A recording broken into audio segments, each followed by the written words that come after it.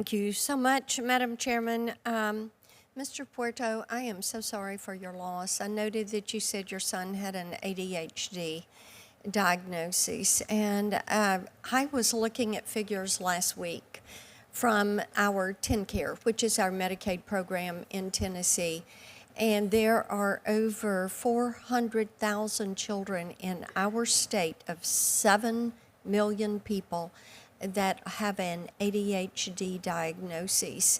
I know that we have so many times seen kids that to deal with the pain would try to get something, and my heart breaks for you.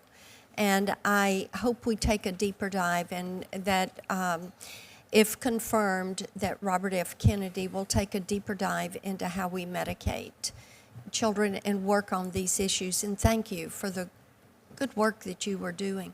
Ms. Noring, thank you for your support of COSA. I appreciate that, and we share your heartbreak. I stepped out of committee to go speak to a group of children that are here for Wired Human and are working on this issue. And the work that you and other parents have done has encouraged these children to stand up and be a resource to their peers and to help them through this issue. So I thank you for that good work that you are doing. Sheriff Barnes, I want to talk with you about HIDA. I know that in 22, we had 134 criminal organizations that were dismantled by HIDA.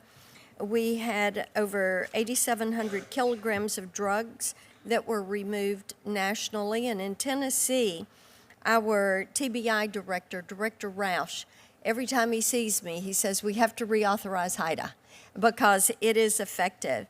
And the Appalachia HIDA Task Force operating in Tennessee was responsible for moving $51 million street value of drugs off the market. So talk for a minute about why it is crucial that HIDA be reauthorized for law enforcement officers like you. Thank you, Senator Blackburn, and thank you for the reauthorization of HIDA. It's very important, and Director Roush is a good friend. He's a good man. I will summarize it this way. At this time in our nation's history, the worst time of our narcotics trafficking and deaths, this is not the time to disenfranchise or divest from the HIDA program. HIDA programs are national. They rely on local law enforcement task forces and contributions. The HIDA funding doesn't really fully fund the HIDA programs. It offsets those contributions from locals. And right now, with our municipal agencies having hiring problems, they're stepping away from the HIDA programs. Keeping them staffed is very difficult. So that reauthorization is very critical to keep the glue together, to keep the HIDA programs running. I have talked to, and I want to stay with you, Sheriff, talked to some of our law enforcement agencies, and they have talked about sanctuary city policies, and I know that Senator Lee brought this up with you, but it seems that in a sanctuary city to go after these traffickers, that it is more difficult, that sometimes you have to find workarounds. And I would love for you to talk for just a minute about what we can do that would help you all as you try to deal with these sanctuary cities to get these drugs off the street. Senator, it's even worse for me in California because of Senate Bill 54 passed about 6 years ago that prohibits my dialogue with federal partners on immigration issues. I have the ability to turn our high-level offenders only to ICE. They don't always pick them up, which requires me to release them back in the communities in which they reoffend, oftentimes with the communities that they preyed upon. I'm a supporter of abolishing that SB 54 movement. We have to be able to cooperate with our federal partners, and I think if we hold these criminals accountable, this isn't about the general public.